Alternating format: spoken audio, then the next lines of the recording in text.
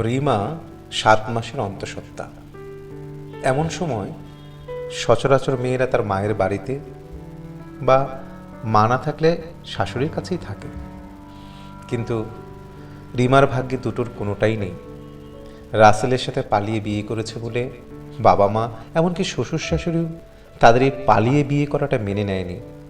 রিমা তাই রাসেলের সাথে একা থাকে। রিমার খেয়াল করার মতো কেউ নেই, বাসার সব কাজ রিমার একাই করতে হয়। রাসেল কখনো কোনো কাজে সাহায্য করে না তার স্ত্রীকে, কারণ রাসেল মনে করে এটা একটা স্বাভাবিক ব্যাপার। রাসেল প্রতিদিন অফিস থেকে ফিরে শুয়ে থাকে। রিমা কোনো কাজে হেল্প করতে বললেও রাসেল শুয়ে শুয়ে ফোন চালায়। সময় মতো খাবার না পেলে স্ত্রীর সাথে চেঁচামেচি করে রাগ দেখায়।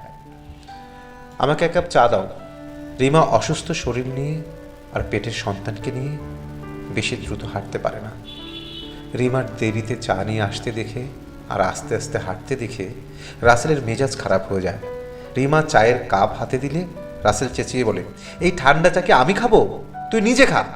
এক কাপ চা আনতে এত দেরি হলো যে চা একেবারে ঠান্ডা করে নিয়ে এসেছিস। স্ত্রী মাথা নিচু করে সামনে থেকে চলে যায়। কিছুক্ষণ পর ফিরে এসে রাসেলকে বলে, 1 কেজি আটা নিয়ে আসো, বাসায় আটা শেষ হয়ে গিয়েছে। রিমা হাতের একটি ভারী ব্যাগ রাসেলকে দিয়ে বলে, আর তুমি এই ব্যাগটা তোমার কাঁধে না ঝুলিয়ে বুকে ঝুলিয়ে নিয়ে যাও, এটা তোমার পেটের সন্তানের ওয়াদা থাকলো। রাসেল কিছু বুঝতে না পারি স্ত্রীর কথা মতন ব্যাগটা বুকে ঝুলিয়ে আটা আনতে চলে যায়। এত ভারী একটা ব্যাগ বুকে ঝুলিয়ে হেঁটে হেঁটে আটা আনতে আর সিঁড়ি দিয়ে উঠতে রাসেলের খুব কষ্ট হচ্ছিল। বাসায় ফিরে রিমাকে ছাড়ি দিয়ে বলে, তুমি ফাজলামো পেয়েছ? এত ভারী একটা ব্যাগ আমার বুকে ঝুলিয়ে দিয়ে আটা আনতে পাঠিয়েছ? এসবের মানে কি? ব্যাগটা কত ভারী জানো তুমি? আর এটা বয়ে বেড়াতে আমার কত কষ্ট হয়েছে।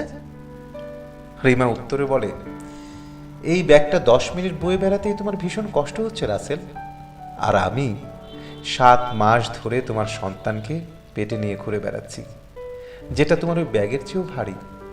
তুমি জিজ্ঞেস করছিলে না আমি কেন এত আস্তে আস্তে হাঁটাচলা করি? আশা করি আজ তুমি সেটা বুঝতে পেরেছ। আমি এত কষ্টের পরেও দিন শেষে তোমার সব কাজ করে দিই, তাও আমাকে নিয়ে তোমার এত অভিযোগ। রাসেল স্ত্রীর কথার কোনো উত্তর দিতে পারে না। লজ্জায় মাথা নিচু করে স্ত্রীর কাছে ক্ষমা চায় আর বলে, আজ থেকে তোমায় আর একা কষ্ট করতে দেব না আমি।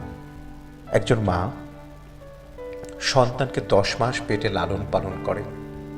এই 10 মাস তারা কতটা কষ্ট করেন সেটা আমরা পুরুষ জাতিরা কোনো দিন অনুভব করতে পারি না। তাই অবশ্যই গর্ভবতীর মায়ের পাশে আমাদের থাকা উচিত।